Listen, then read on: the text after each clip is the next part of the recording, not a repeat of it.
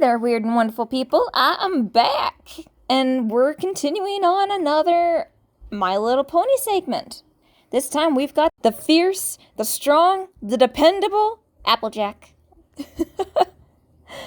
Applejack was the next character I wanted to do because she just called to me more aesthetically, and I was really dying to draw a horse with little hairs on her hooves, and so why not do a Shire horse? Applejack has always been the most dependable and strong and stubborn out of all of the girls with the main six. And for the kind of redesign, I wanted a horse that was just as dependable, just as strong, and just as stubborn as Shire horses came up, and they are beautiful.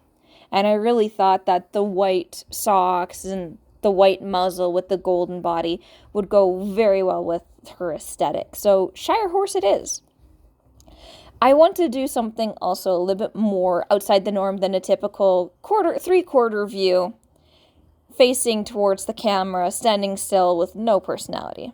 So let's draw a big line of action. Wanted her either landing from a big jump or a big buck, because as we all know in the show, she helped run a apple orchard, and how they got apples down is they bucked them down. Starting with the base idea of how and where I want the pose to be, I have a horse bucking off screen as a reference, and just wanted to keep the same pose roughly in mind, but wanted to go with more realistic proportions. The thicker neck, the really wide jaw, the really round rump. I struggled a little bit with hooves, but then again, I don't know anyone who doesn't struggle with the legs of an animal they're not as familiar with. If I'm just the odd one out, please don't tell me. I'm happy to live in my naivety. It's fine. We're good. I did struggle with the back far leg, though. It looked almost too mirrored, and I had to keep pushing and pulling with how and where I liked the proportions with the animal. I'm still learning how to draw horses, and this is a big part of that.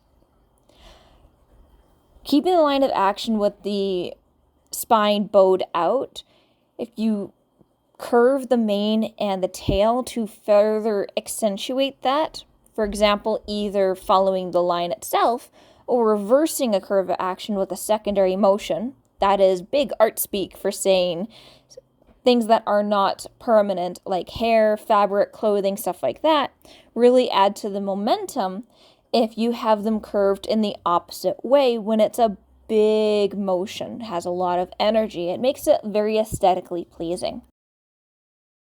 Coming in with the second pass, I added a little bit more femininity with the mouth, and honestly, I didn't want to sexualize a horse, so I just kept it very simple, honoring the actual species of the animal rather than anthropomorphizing it.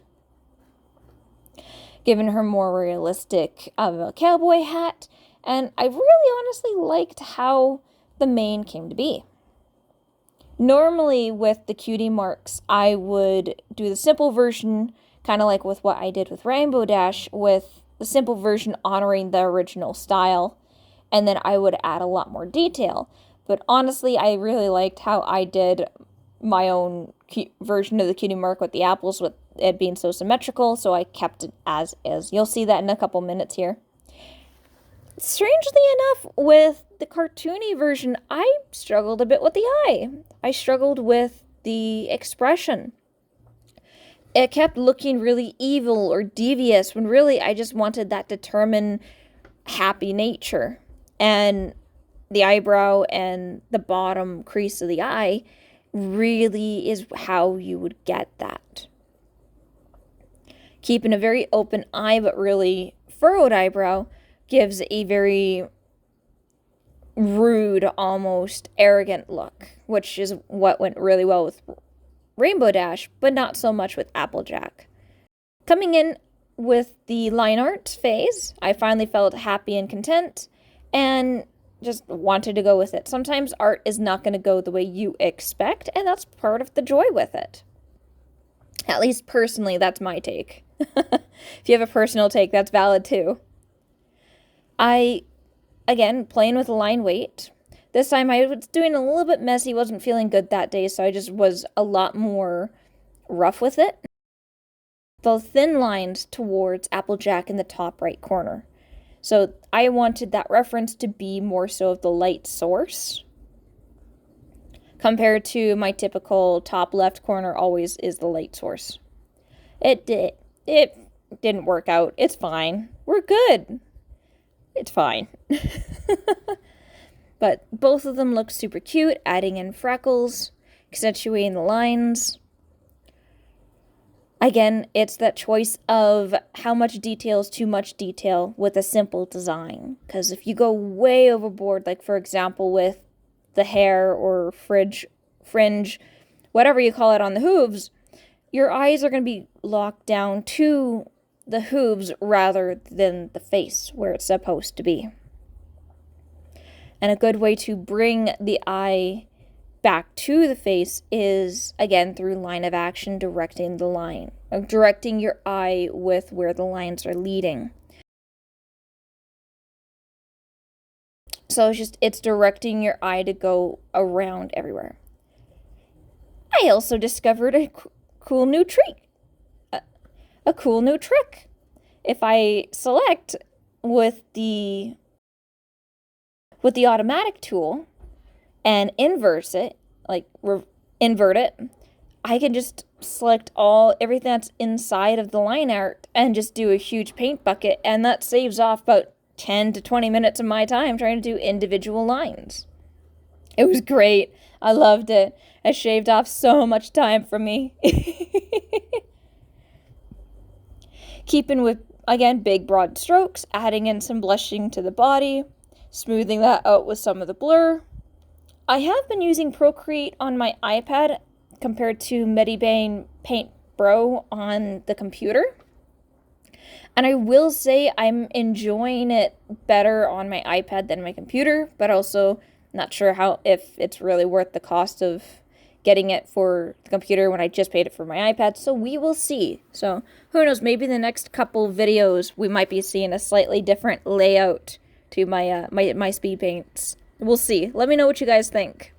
I'd love to get some tips or tricks or personal views on the hype of Procreate. Just to add some more variety in with the mains, I added more of a golden hue with her blonde hair, and just bringing in shadows and highlights. I didn't go too overboard with the shadows because, again, I didn't want to spend too much time on this. This is supposed to be a fun exercise, but the hats and the eyes and even some parts of the mane and hooves were looking a little bit too plain for my taste, so I jumped in with some very simple shadows, highlights, adding some quick highlights to the feet and the eyes. I'm trying to experiment more with the eyes and add more of a gradient and really bring out a more defined but also cartoonish look. It's a give and take. But here we are. What y'all think? I think it was really fun and interesting to play with such a dynamic pose. And her soft color palette was honestly really nice compared to the purple, blues, and greens I typically enjoy working with. Let me know who I should do next. Should we do For the Rarity or Fluttershy or Pinkie Pie? We will see. Let me know what you guys think down below. Like and subscribe if you enjoy my art. I've been starting to post shorts of the stuff I've been doing on my iPad, and you guys seem to be loving that stuff, so I'll keep doing that. Thanks for tuning in, guys. I always appreciate your help and support in my voids. Stay safe and sane. Bye!